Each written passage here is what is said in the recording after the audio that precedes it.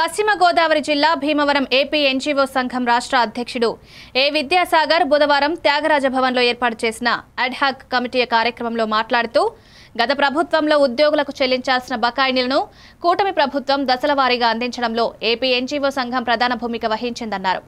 సుమారు 11,000 కోట్ల GPF ఏపీజీఎస్ఐ retired ఉద్యోగులకు 3,200 కోట్లు సిపిఎస్ బకాయిలకు జమ చేసినట్లు తెలిపారు.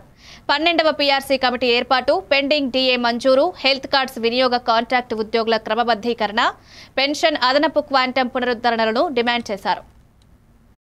వివిధ డిపార్ట్మెంట్ల నుంచి ఆరినటువంటి ఉద్యోగులందరికీ, కార్మికులందరికీ, పెన్షనర్స్ అందరికీ కూడా ప్రోగ్రెసివ్ డెమోక్రటిక్ ఫ్రంట్ తరపున ఉద్యమ అభినందనలు, నమస్కారాలు తెలియజేస్తా ఉన్నాం.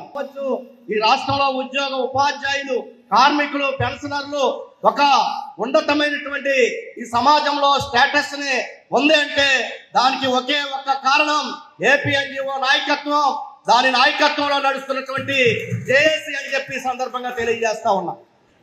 ఈ రోజున మనం ఏదైతే 9వ పీఆర్సీలో 43% ఫిట్మెంట్ తీసుకొచ్చి ఈ రాష్ట్ర ఉద్యోగ ఉపాధ్యాయులకి తన పేరుని 106% హైక్